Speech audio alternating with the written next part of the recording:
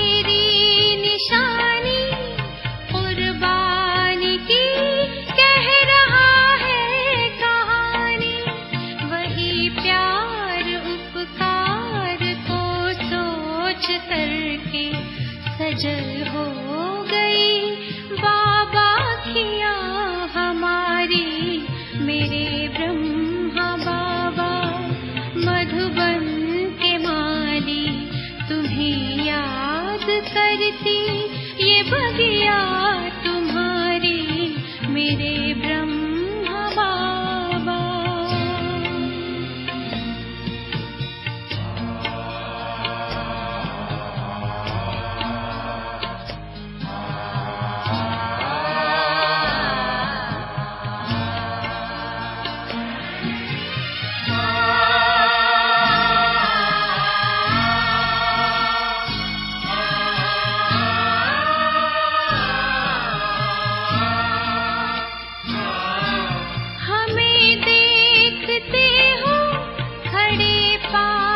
कब से अव्यक्त होते भी हो साथ सबके,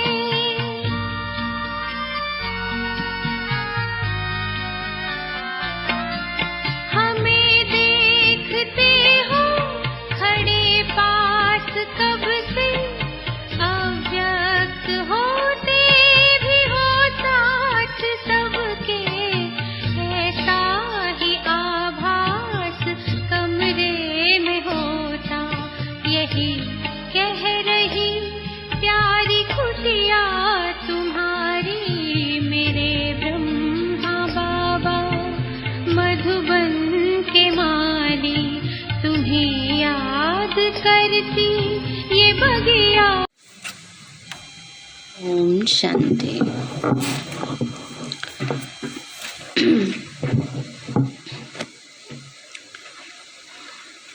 बाबा ने हम बच्चों को पहला पाठ पक्का कराया है। कौन सा है पहला पाठ? आत्मा का। बाबा ने कहा आपका पहला भी कोर्स यही है और अंतिम कोर्स भी यही है, क्योंकि इसी के आधार से सब चलता है। तो आज भी बाबा हम बच्चों को बार बार यही समझा रहे हैं कि हमें क्या बन के रहना है? देही अभिमानी, आत्मा अभिमानी। बाबा बोले, आज बाबा की 4 तारीख के महावाक्य हैं। बाबा बोले, मीठे बच्चे, देह अभिमान तुम्हें बहुत दुखी करता है।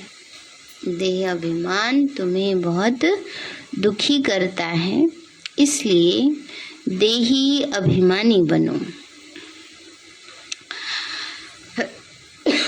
देही अभिमानी बनने से ही पापों का बोझा खत्म होगा।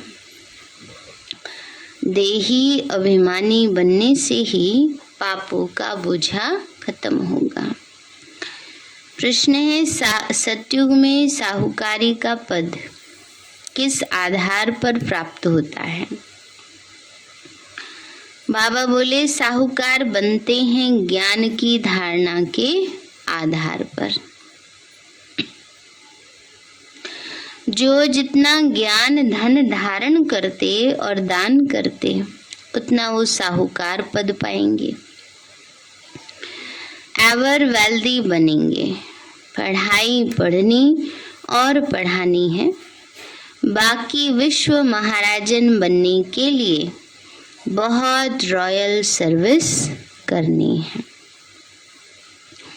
सब खामियां निकाल देनी है, पूरा देही अभिमानी बनना है।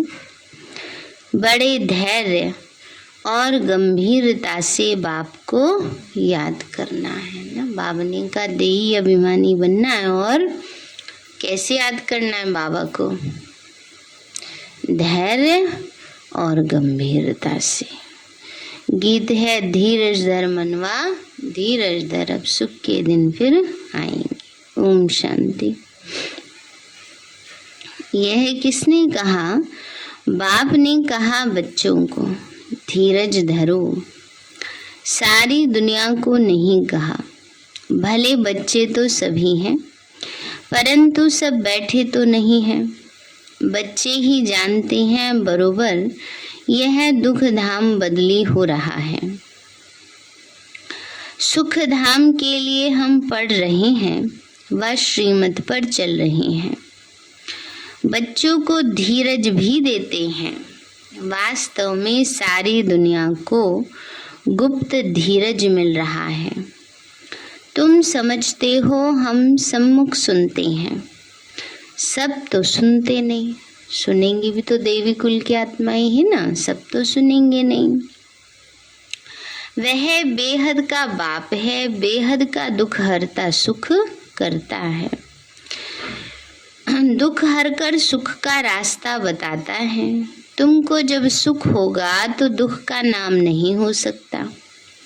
सुख की दुनिया को सतयुग और दुख की दुनिया को कलयुग कहा जाता है। यह भी बच्चे ही जानते हैं। सतयुग में संपूर्ण सुख है, सो भी 16 कला संपूर्ण। जैसे चंद्रमा भी 16 कला संपूर्ण होता, फिर कला कम होते होते अमावस पर कितनी छोटी किनारी रह जाती है, दिखती नहीं है, इतनी बारीक किनारी रह जाती है बस ना। तो बाबा कहते हैं बिल्कुल जैसे अंधेरा, तो भी आत्मा के अंदर भी पावर नहीं है, बिल्कुल अंधियारा हो गया है। बाबा कहते हैं बच्चे प्राय अंधियारा हो जाता है, 16 कला संपूर्ण तो संपूर्ण सुख भी होगा। कलयुग में है 16 कला अपूर्ण, तो फिर दुख भी होता है। इस सारी दुनिया को माया रूपी ग्रहण लग जाता है। बाबा ने का भी क्या हो गया है? सारी दुनिया को माया रूपी ग्रहण लग गया है। इसलिए अब बाबा कहते तुम्हारे में जो देह अभिमान है, पहले पहले उनको छोड़ो। ये देह अभिमान तुमको बहुत दुख देता है। आत्म अभिमानी रहो तो बाप को याद कर भी सको। देह अभिमान में रहने से बाप को याद नहीं कर सकते। बाबा ने कहा देह अभिमान आता है, मैं मेरे व्यर्थ के चिंतन उलझनों में फंसे रहते हैं, योग नहीं लगता है। ये आधा कल्प का देह अभिमान है। इस अंतिम जन्म में देही अभिमानी बनने से एक तो पापों का बोझा खत्म होगा, और फिर 16 कला संपूर्ण सतो प्रधान बनेंगे। बहुत देह अभिमान की बात को भी समझते नहीं है, पता ही नहीं चलता उनको। कहते अच्छा ये भी देह अभिमान है, सूक्ष्म चेकिंग करने की बात है, समझ की बात है। देह अभिमान किसको कहते हैं? बाबा कहते हैं बच्चे बहुत देह अभिमान की बात को भी समझते नहीं, मनुष्य को दुखी ही करता है देह अभिमान। पीछे हैं और विकार, कोई किसी के दुख का कारण नहीं है, उसका देह अभिमान, मैंपन, व्यर्थ संकल्प, यही दुख ही देते हैं। नहीं तो बाबा ने ज्ञान इतना अच्छा दिया है, चिंतन करते रहो सुख पाते रहो। इसलिए बाबा कहते अपनी घोट तो नशा चढ़ी। एक शब्द ही ऐसा है जो सारे व्यर्थ संकल्पों को खत्म कर दे। कौन सा है वो शब्द? और इतना सहज नहीं आ रहा बुद्धि में, ड्रामा। अगर किसी बात के ऊपर चिंतन कर रहे हैं, बुद्धि में ड्रामा का ज्ञान अप्लाई करते हैं, तो फिर सारी बातें खत्म हो जाती है। नहीं तो सोचते रहते हैं ये ऐसा क्यों, वो वैसा क्यों, इसने ऐसे क्यों कर दिया, उसने वैसे क्यों कर दिया, ये बात बाबा ऐसे तब क्यों हुई थी। क्या हो गया? अच्छा, ओहो, उसकी तो बहू भी यंग थी, कोई वो नहीं थी, उम्र तो उसकी कुछ नहीं है। छोटी वाली बड़ी वाली एक ही है? अच्छा अच्छा।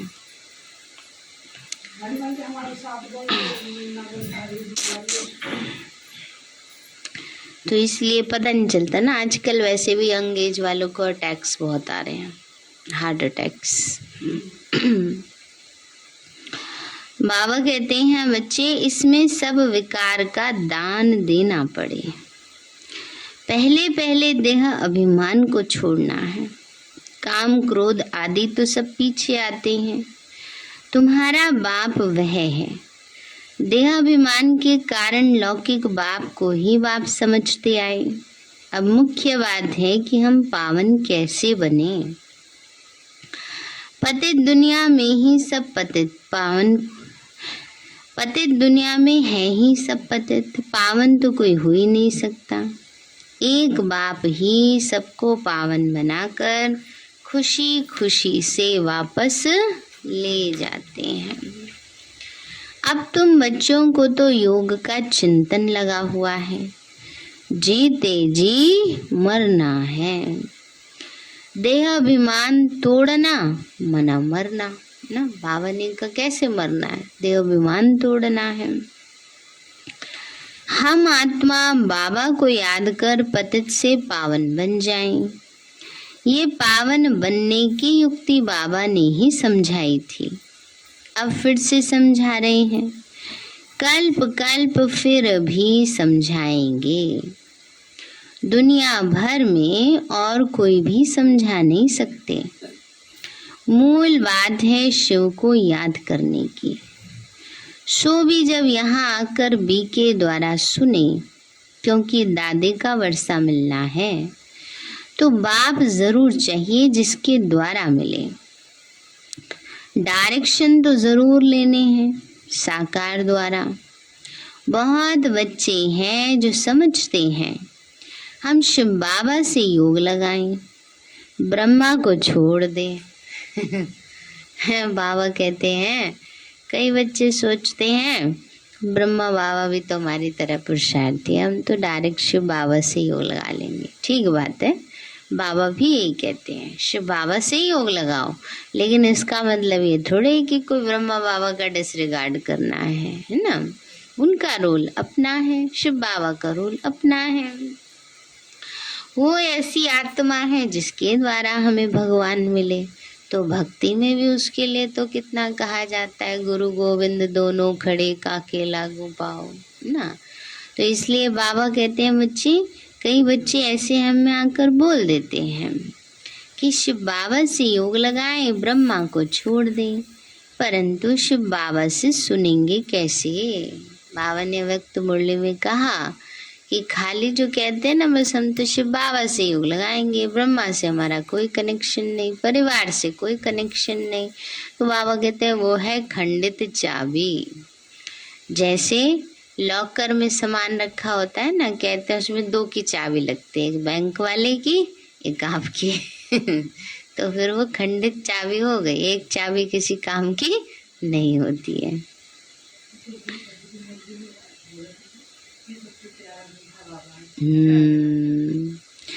तो परंतु शिव बाबा से सुनेंगे कैसे? कहते हैं हमारा ब्रह्मा बाबा के साथ कोई कनेक्शन नहीं। अच्छा, तो तुम अपने को आत्मा समझो, शिव बाबा को याद करो, घर जाके बैठो।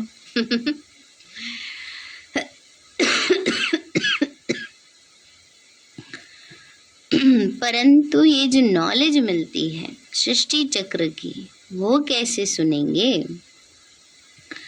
ये समझने के बिना सिर्फ याद कैसे कर सकेंगे? ज्ञान तो इनके द्वारा ही लेना पड़ेगा, फिर कभी भी ज्ञान तो मिल नहीं सकता। रोज नई नई बातें बाप द्वारा ही मिलती हैं। बिना ब्रह्मा और ब्रह्मा कुमारियों के कैसे समझ सकेंगे? बाबा कहते हैं बिना ब्रह्मा और ब्रह्मा कुमारियों के कैसे समझ सकेंगे, ये सब सीखना पड़े। बाबा कहते जो घर बैठकर पुरुषार्थ करे, कर्मातीत अवस्था को पाने का, हो सकता है वो मुक्ति में जाए, उसे जीवन मुक्ति नहीं मिलेगी, है माना स्वर्ग के दर्शन नहीं करेंगे। वो कहते हैं हम तो शिव बाबा को याद कर लेंगे घर में बैठ के, है ना। ज्ञान धन धारण कर और दान करेंगे तो धनवान बनेंगे, है ना। अभी आशा दीदी हमारी 2-3 दिन पहले मीटिंग थी, उसमें सुना रहे थे कि वहाँ कानपुर में उनको इनवाइट किया, प्रोग्राम रखा, तो वहाँ स्पेशल क्लास इसी बात पे कराई गई कि आजकल सब सोचते हैं हम तो घर में बैठ के कर लेते हैं, तो सेंटर पर आने की क्या इम्पोर्टेंस है ये बताया। बाबा ने कहा बच्चे नहीं तो एवर हेल्दी कैसे बनेंगे? मुरली का भी आधार लेना जरूर पड़े। पढ़ाई तो पढ़नी है ना, ऐसे बहुत आएंगे, सिर्फ लक्ष्य लेकर जाएंगे मुक्ति में। तो तुम सब मनुष्य मात्र को समझाते हो कि तुम सिर्फ बाप को याद करो, तो सतो प्रधान पवित्र बन जाएंगे। फिर जब ज्ञान धन लें तब सतयुग में साहूकार बने, नहीं तो मुक्ति में जाकर फिर भक्ति मार्ग के समय आकर भक्ति करेंगे, किसी का कल्याण कर नहीं सकेंगे, क्योंकि मनुष्य को देवता बनने के लिए ज्ञान जरूर चाहिए। ज्ञान सुनकर फिर सुनाना भी है। प्रदर्शनी में देखो कितना माथा मारते हैं, फिर भी किसी की बुद्धि में बैठता नहीं है। आत्मा कितनी छोटी बिंदी है, हर आत्मा को अपना अपना पार्ट मिला हुआ है, यह तुम अभी ही जान गए हो। सब मनुष्य मात्र पार्टधारी हैं, ये बना बनाया खेल है ना। बाबा ने कहा सब मनुष्य मात्र पार्टधारी है तो खेल है। पुरानी दुनिया का विनाश भी होना है, गाया हुआ है राम गयो रावण गयो जाको बहु परिवार। कोई भी जाएगा परंतु बच्चों को दुख नहीं हो सकता। तुम जानते हो ये बना बनाया ड्रामा है, सबका विनाश तो होना ही है। किंग क्वीन साधु संत सब मरेंगे, फिर कौन बैठ उनकी मिट्टी उठाएंगे? बाबा ने कहा राजा रानी साधु सन्यासी सब शरीर छोड़ेंगे, कौन उठाएगा? देखो कैसे लंबर वाइज लाशों को दफनाया गया ना, कोई देखने भी नहीं जाता था। बाबा कहते हैं यह तो किसका नाम बाला करने के लिए करते हैं, इसमें कोई फायदा नहीं रखा, ना कोई उनकी आत्मा को सुख मिलता है। मनुष्य तो भक्ति मार्ग में जो कुछ करते हैं सब बेसमझी से। अभी तुमको बाप कितना सेंसिबल बनाते हैं। घड़ी घड़ी इन चित्रों को आकर देखना चाहिए। तो हमको बाबा पढ़ाकर क्या बना रहे हैं, परंतु किसी की तकदीर में नहीं है तो अमल नहीं करते ना। बाबा ने कहा भाग्य में नहीं है तो धारणा नहीं करते। बाबा बहुत कुछ समझाते हैं जिस पर अमल करना चाहिए। बाप का बच्चा बनकर सर्विस नहीं कर सकते। बाप तो है ही कल्याणकारी। कई बच्चे तो बहुतों का और ही अकल्याण करते रहते हैं। बाबा ने कहा फिर कई ऐसे भी काम कर देते हैं जिनकी कुछ भावना भी होती है यहाँ के लिए, उनकी भावना भी उड़ा देते हैं। बाबा कहते हैं ऐसे ऐसे भी होते हैं कि बाबा के प्रति, बाबा के यज्ञ के प्रति, परिवार के प्रति उल्टी पुल्टी बातें बुद्धि में दूसरों के डालते रहेंगे। उससे क्या होता है कि बाबा के प्रति भावनाएं खत्म हो जाती हैं, तो उस आत्मा पर बोझा चढ़ेगा ना डिससर्विस करने का। तो ऐसे ऐसे विकर्म भी करते हैं। उसको कहते हैं कान का जहर। जन्म जन्म का भाग्य बनाने से उसको मार देता है ना। इसलिए बाबा कहते हैं कई ऐसे काम भी करते हैं तो बाबा के से ही दूर कर देते हैं। भूतों की प्रवेशता होती है ना, इसलिए गायन भी है सदगुरु के निंदक ठौर ना पाए। इसमें बाप दादा दोनों आ जाते हैं। निराकार को तो कोई कुछ कर ना सके, उनको क्या कहेंगे। यह तो भक्ति मार्ग में कह देते थे भगवान ही दुख देते हैं, सो भी अज्ञान के कारण ऐसे समझते थे। अब तो बच्चे जानते हैं अज्ञानवश कितना बाप का तिरस्कार करते थे। अब तो समझ में आ गया है ना, अज्ञानता में कितना बाबा का तिरस्कार किया। ऐसे कोई नहीं जो तमो प्रधान को सतो प्रधान बनाए। और ही उल्टी मत देते हैं कि परमात्मा सर्वव्यापी है। मनुष्य कितना मूझ जाते हैं, तब कहते हैं ब्रह्मा के तन में परमात्मा कैसे आ सकता है। फिर बाबा कहते हैं अच्छा ब्रह्मा के तन में कैसे आ सकता है, चलो आपके तन में आ जाते हैं इनके तन में नहीं आ सकते तो है इतनी एबिलिटी ना, इतनी क्वालिफिकेशन है जो भगवान तन में आ जाए। आजकल ऐसे भी बहुत निकले हैं ना, फलाने के तन में गुलजार दादी आ रही है, फलाने के तन में मम्मा आती है, बाबा आते हैं, बिल्कुल पूरे डिट्टो ऐसे आवाज निकालेंगे ना। ऐसे सुनने में आता है ना, कहीं कहीं यूट्यूब पे भी आता है। अगर भगवान को आना ही होता तो जिसने इतने सालों चलाया दादी को, वो 10-20 साल और चला देता ना।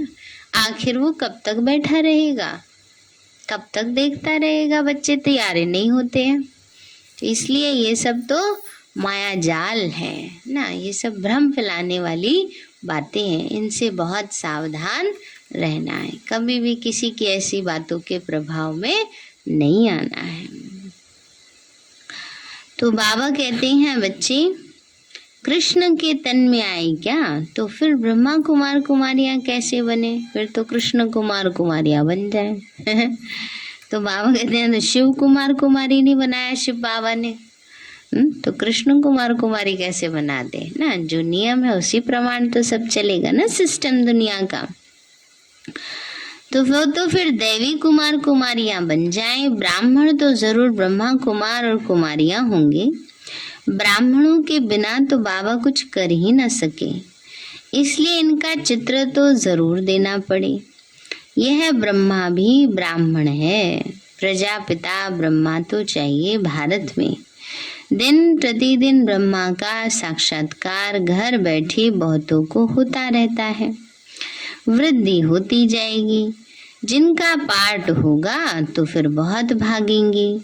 बहुत लोग समझते हैं भगवान कोई रूप में तो होगा जरूर। साक्षात्कार भी परमपिता परमात्मा के सिवाय कोई करा नहीं सकता। शिव बाबा ब्रह्मा द्वारा ही स्थापना करते हैं, ज्ञान देते हैं और ब्राह्मण धर्म भी रचते हैं। ब्राह्मणों का धर्म जरूर चाहिए, वो है ऊंचे ते ऊंचा। प्रजापिता ब्रह्मा तो बहुत ऊंचा है, उनको कहेंगे नेक्स्ट गॉड। सूक्ष्म वतन में दूसरा कोई तो है नहीं। ब्रह्मा द्वारा स्थापना होगी, बस ब्रह्मा फिर देवता बन जाते हैं। 84 जन्मों के बाद फिर ब्रह्मा बन जाते हैं। ब्रह्मा सरस्वती सो फिर लक्ष्मी नारायण बनते, ज्ञान ज्ञानेश्वरी फिर राज राजेश्वरी बनती। तो ब्रह्मा सो विष्णु और विष्णु सो ब्रह्मा कैसे बने? ये बड़ी फर्स्ट क्लास पॉइंट है ना बाबनी का, ये बड़ी फर्स्ट क्लास पॉइंट है और ये समझ में भी धीरे धीरे आते कैसे ब्रह्मा सो विष्णु और विष्णु सो ब्रह्मा बनते हैं। प्रदर्शनी में अच्छी तरह समझाओ कि तुम ब्रह्मा पर मूंझते क्यों हो। यह ज्ञान तो एक बाप द्वारा ही मिलता है। इतने सब ब्राह्मण ब्राह्मणियां हैं, पहले जब कोई ब्राह्मण बने तब तो विष्णुपुरी के मालिक देवता बने।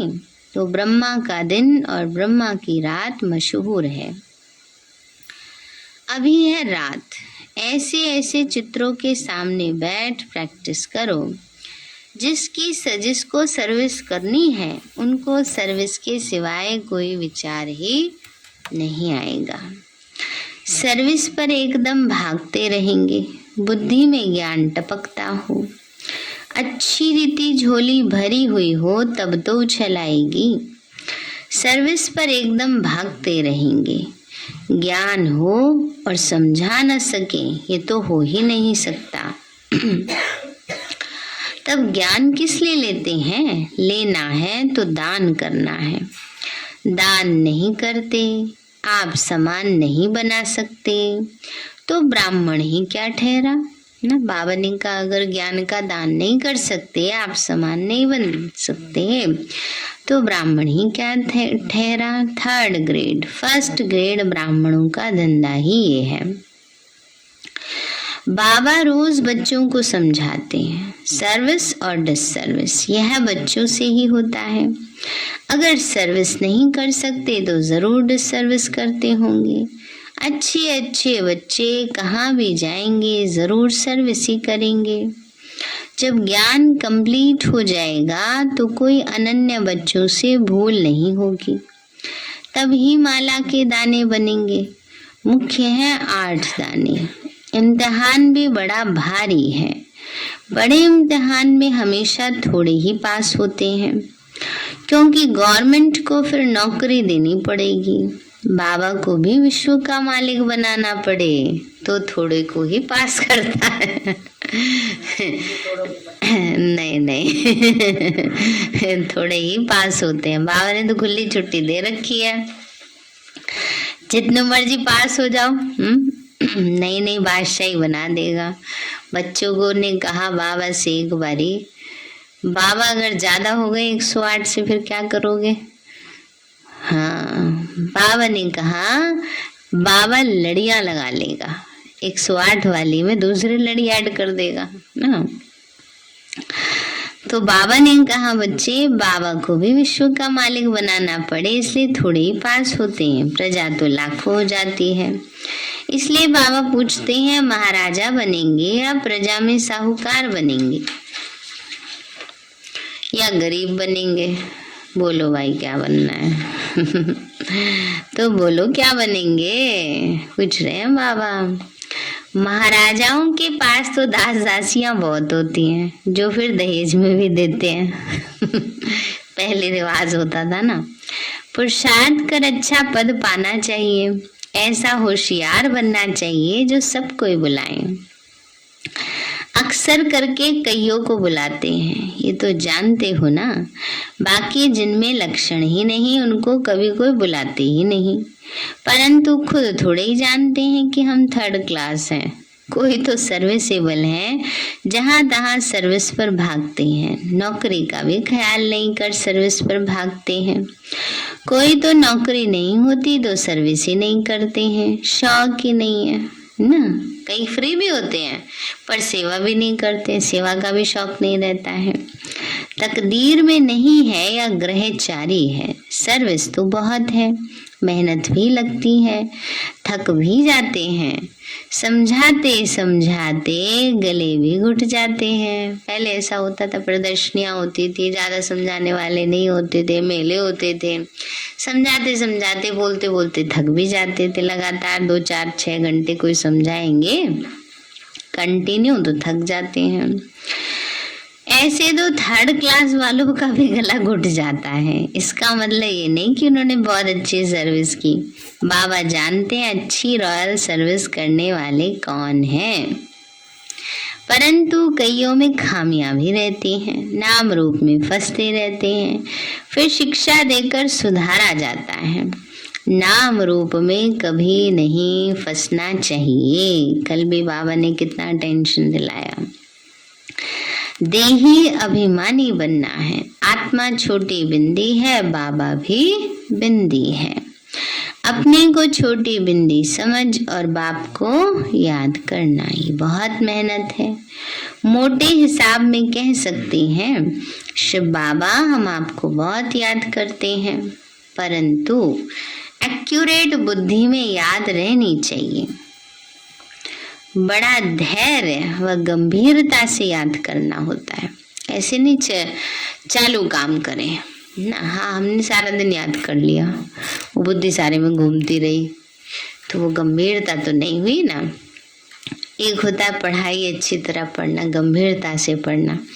एक होता है बस मुंह पे पढ़ाई किताब रखी रहेगी या तो नींद आ जाएगी बैठ के ख्यालात, और आजकल तो फोन ही रखा रहता है हाँ ना। तो इसलिए काम चलाओ नहीं, धैर्यता से गंभीरता से एक्यूरेट याद में रहना है। इस रीति मुश्किल याद करते हैं, इसमें बहुत मेहनत है। अच्छा मीठे मीठे सिक्के लदे बच्चों प्रति याद प्यार और गुड मॉर्निंग। रूहानी बाप की रूहानी बच्चों को नमस्ते।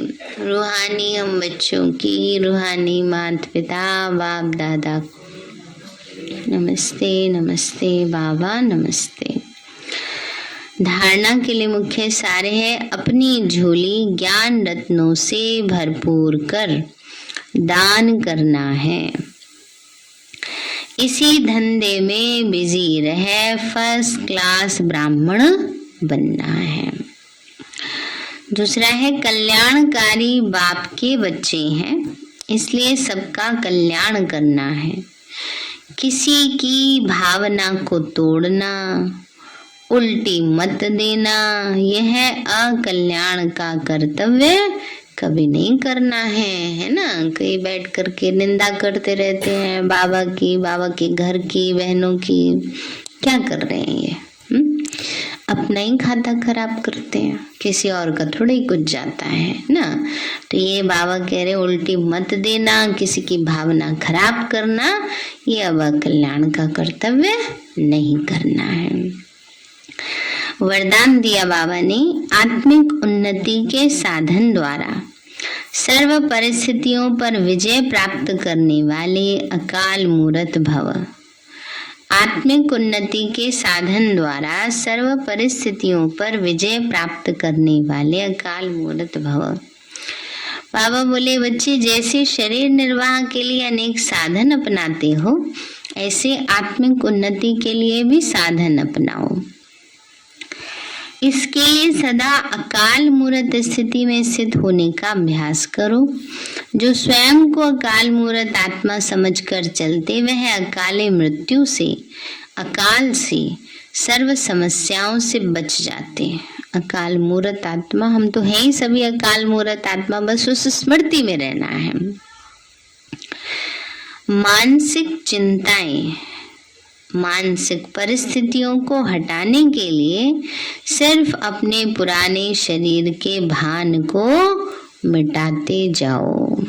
स्लोगन है, कोई भी बात जो बार बार फील करता है वो फाइनल में फेल हो जाता है। छोटी छोटी बातों में कईयों का संस्कार बन जाता है।